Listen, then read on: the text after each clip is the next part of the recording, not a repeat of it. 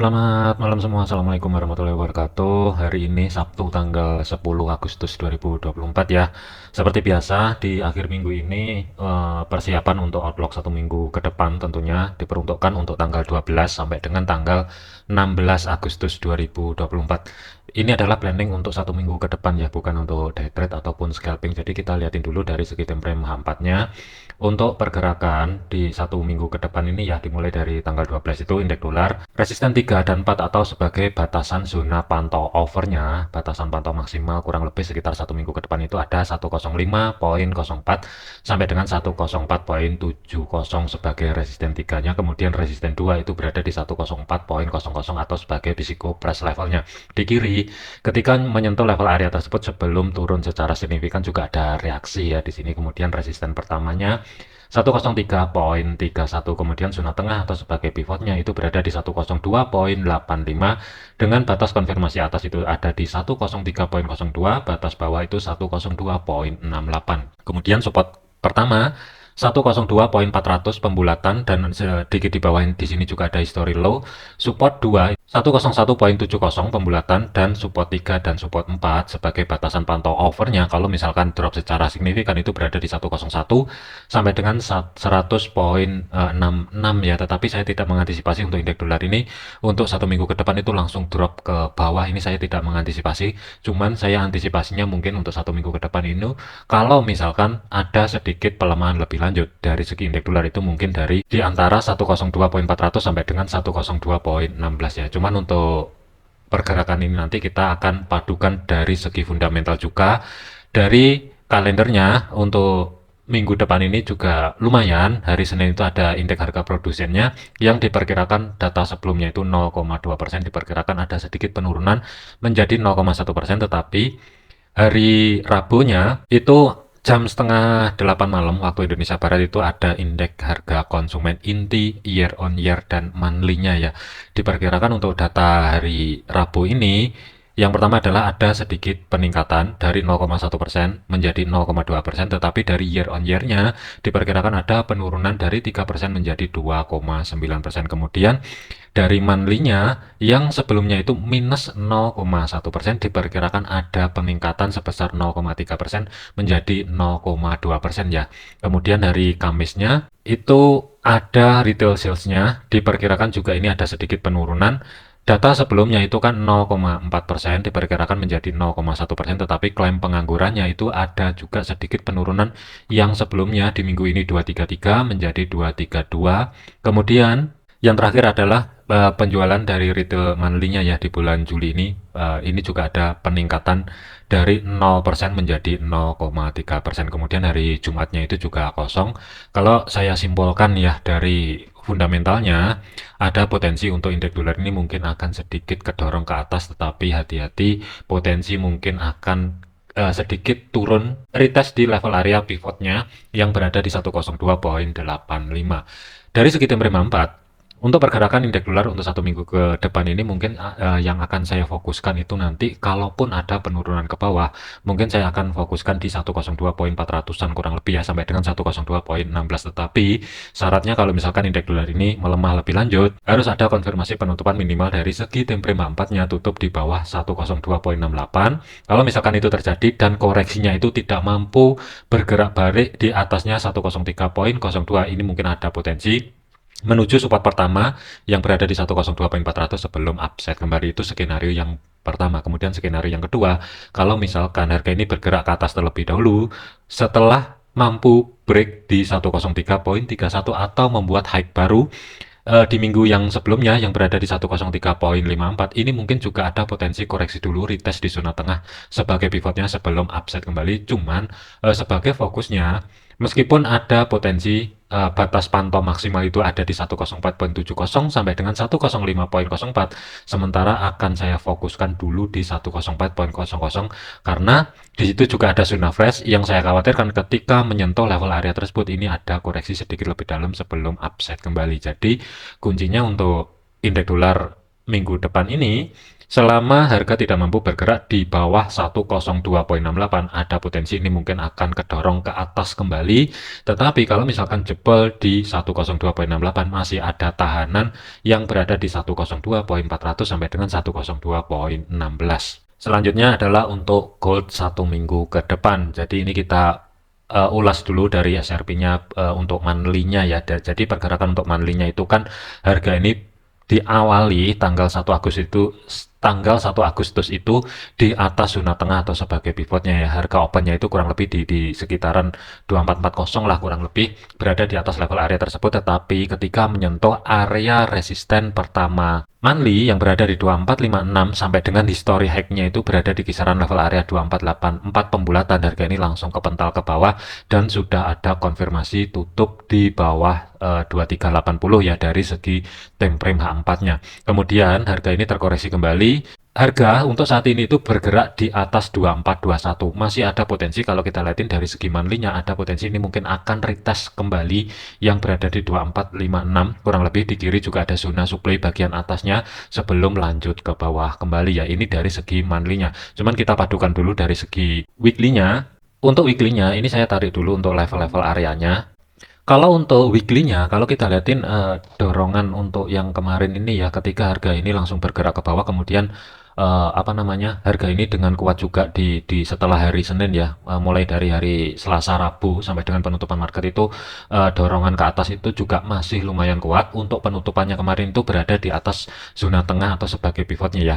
Untuk level areanya, batas maksimal zona pantau untuk 1 minggu ke depan itu ada level atas sebagai resisten 3 atau 4. Yang saya blok biru ini kurang lebih di kisaran level area 2539 sampai dengan 2561. Kemudian batas pantau kalau misalkan drop secara signifikan, meskipun saya masih belum antisipasi ya, tetapi ada level area sebagai support 3 itu berada di 2285 dan 2262. Ini sebagai support 3 dan support 4-nya. Kemudian zona tengah atau sebagai pivotnya kurang lebih itu berada di kisaran level area yang saya blok abu-abu ini. 2411 itu sebagai pivotnya, kemudian batas konfirmasi atas itu 2421. Levelnya sih nggak jauh beda ya, masih ada level area 2421 juga yang mesti diantisipasi. Kemudian bagian bawah itu ada 2409 atau kalau misalkan dibulatkan itu 2410. Kalau kita lihatin dari segi time frame H4, pembukaan untuk market 1 minggu ke depan itu diawali dari atas pivot yang berada di 2411 tetapi masih berada di bawah resisten pertama weekly yang berada di 2443. Jadi ada level yang mesti diantisipasi kalau misalkan gold ini 1 minggu ke depan ini ada kenaikan. Ada 2 level area yang mesti diantisipasi kalau misalkan harga naik ini 2443 sebagai resisten pertama weekly, 2456 ini sebagai resisten pertamanya monthly. Jadi masih terbatas kalau misalkan ada kenaikan. Tetapi kalau misalkan ada penurunan, syaratnya kalau misalkan dia mau turun ke level area 2346 sampai dengan 2332, syaratnya adalah harus membentuk konfirmasi dulu minimal dari segi time frame H4. Idealnya adalah dari daily-nya harus ada konfirmasi tutup di bawah 2400, baru setelah itu terjadi, kalaupun ada koreksi ke atas, syaratnya untuk gold ini tidak boleh melebihi level area resisten pertama weekly.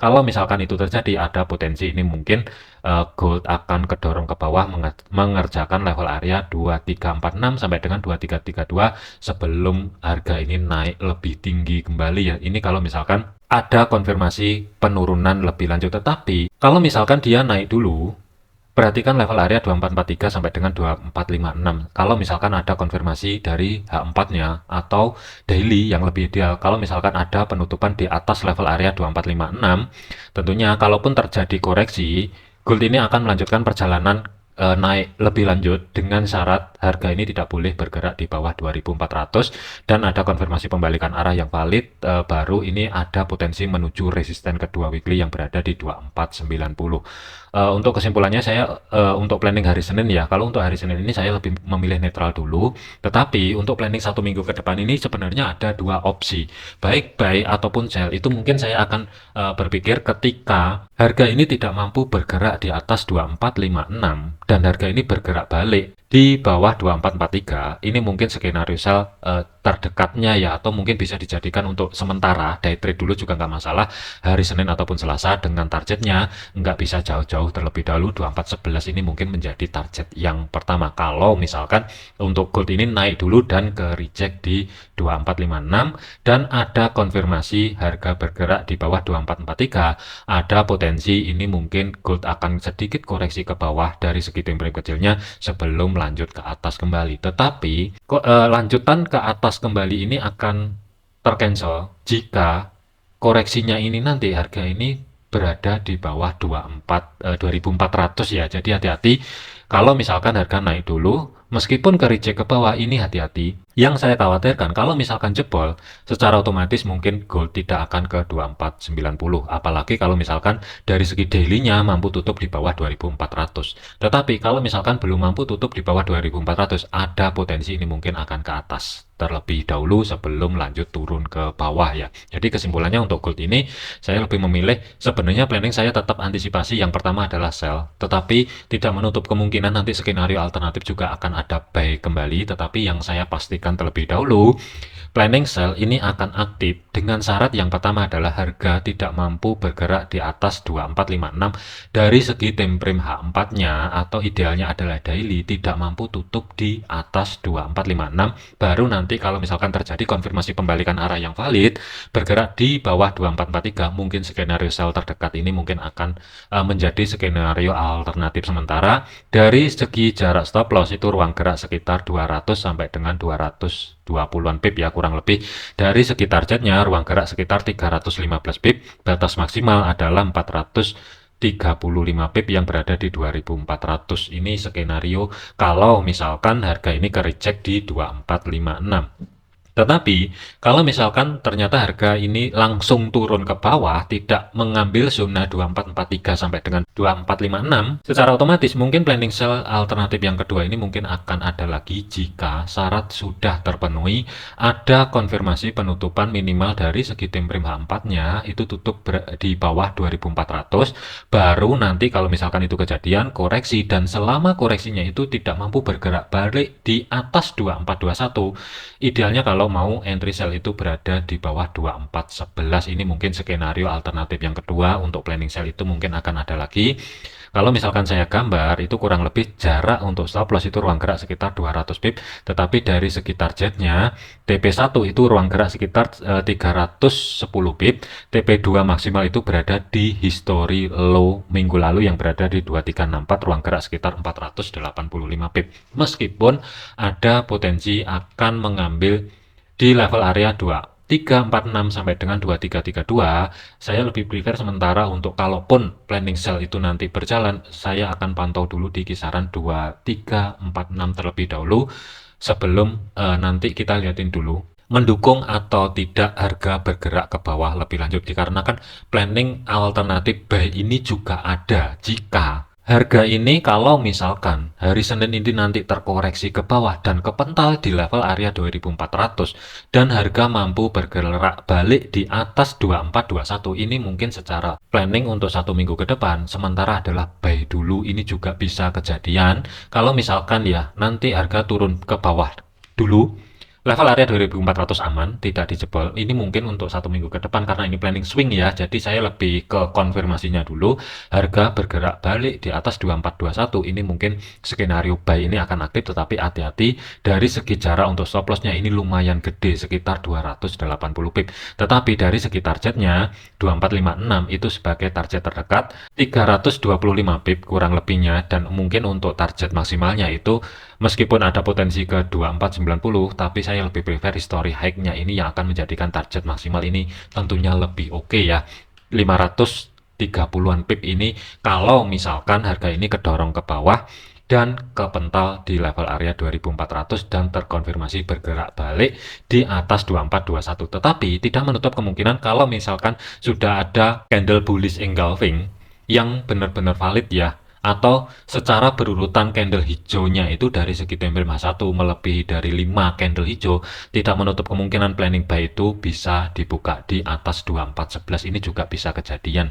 Jadi nanti kita liatin dulu mana yang valid, dia kejar atas dulu atau kejar bawah dulu untuk video lanjutannya, perjalanannya mungkin nanti akan saya update di hari Senin malam ya. Nanti kita lihatin dulu progresnya mana yang akan diambil. Jadi ada dua skenario, baik buy ataupun sell. Tetapi kalau misalkan sell, itu syaratnya yang pertama adalah tidak mampu bergerak balik di atas 2456, ada konfirmasi pembalikan arah yang valid bergerak di bawah 2443, sementara skenario sell ini akan aktif terlebih dahulu. Itu skenario yang pertama. Skenario yang kedua, planning sell kalau misalkan tidak mampu bergerak ke atas dan dia lebih memilih jebol di pivotnya sebagai batas konfirmasi bawah, baru nanti kita lihatin dulu koreksinya. Kalau misalkan koreksinya tidak mampu bergerak balik di atas 2421, ini akan menjadikan skenario alternatif yang kedua untuk ancang-ancang cari setup sell-nya, tetapi untuk targetnya masih belum bisa jauh-jauh meskipun ada potensi ke 2332, nanti di adjust pelan-pelan aja kalau misalkan valid. Tetapi karena untuk pergerakan ini masih berada di atas pivotnya, kalaupun ada koreksi ke bawah, harga tidak mampu bergerak di bawah 2400, hati-hati. Mungkin skenario buy ini akan aktif jika harga mampu bergerak balik di atas 2421. Ini mungkin skenario buy akan aktif kembali, tetapi terbatas sebagai targetnya 2475.